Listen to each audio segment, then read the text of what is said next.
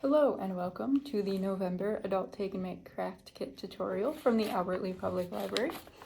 Our craft for November are perler bead keychains. So in your kit you will get an instruction sheet.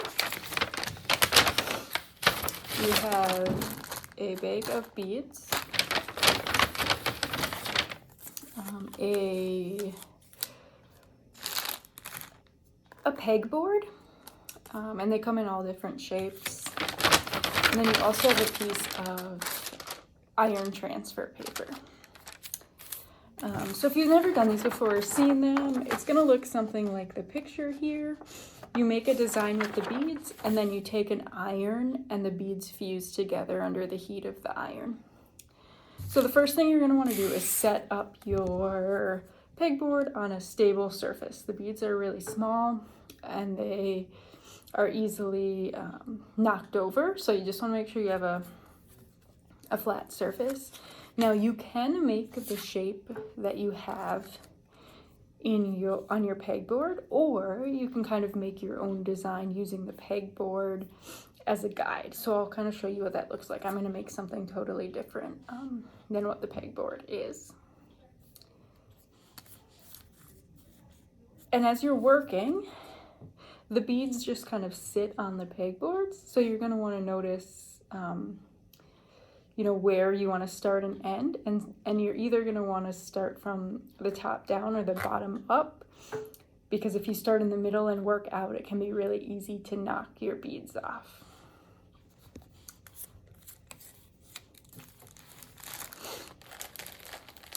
So what I'm going to do is just take the beads here, and you just stick them on your pegboard. So as you can see, they just fit very nicely on the pegboards. Again, you might want to arrange your beads in by color, kind of decide what you're going to want to do. And it looks like there's a lot of space between them when you first put them on the pegboard, but just know that when you fuse them together with an iron, they kind of expand and shrink down a little bit, and so they fuse together. So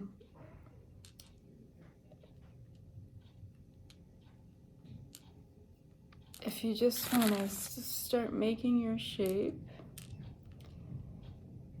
doesn't matter what you make.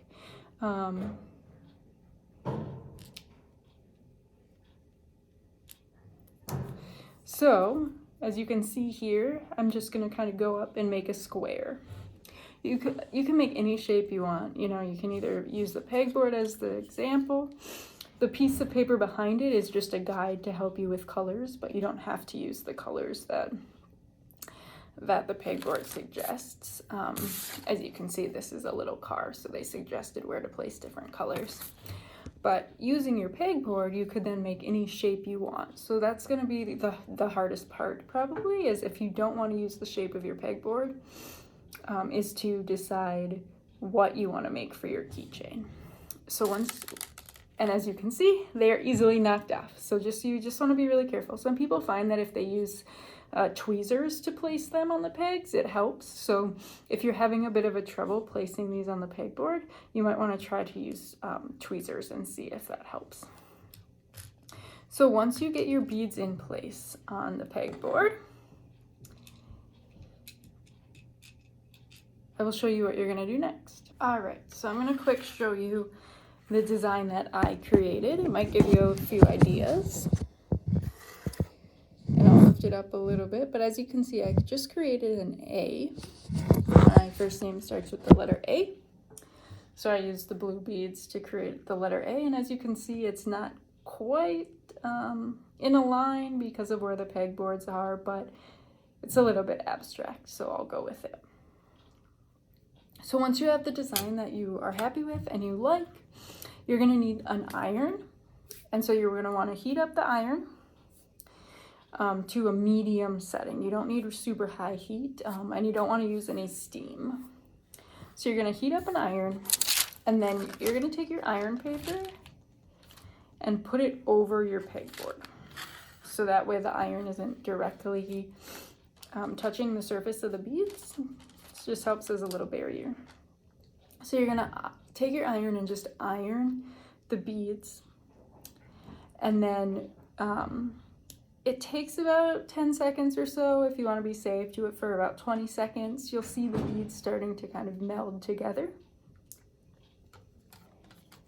And then once they look like they're melded, you'll take the iron paper off, and they should all be in one piece on the pegboard. If they're not, go ahead and put your iron paper back on and iron a little bit more. That means that your iron might not be hot enough, or you didn't do it for long enough.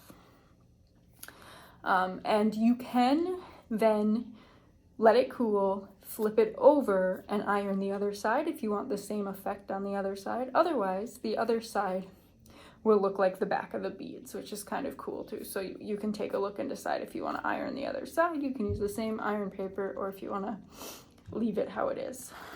Depending on the shape that you make, you might have enough beads for a few different keychains. We try to give you enough beads to cover the entire pegboard shape that you got in case you wanted to make that. So in this case with my A, I didn't use very many beads, so I could go ahead and use it again and make a different shape, and then I could use the same iron paper. And then also in your bag you have a keychain, and so once your beads are melded together, you can attach your keychain. The best thing to do is stick it through one of the beads. You may need a pen or a safety pin, or a tapestry needle, something sharp to poke through one of the holes on the beads, and that way you can stick your keychain in, and you have a fun little perler bead keychain. So hopefully you have fun creating your designs. I hope you think outside the box, think of something that you might like to have a keychain on and try it. And we will be back in December for a new craft for our last Adult Take and Make craft kit of 2021. It's hard to believe. So I hope you enjoy the perler beads, and we'll be back in December.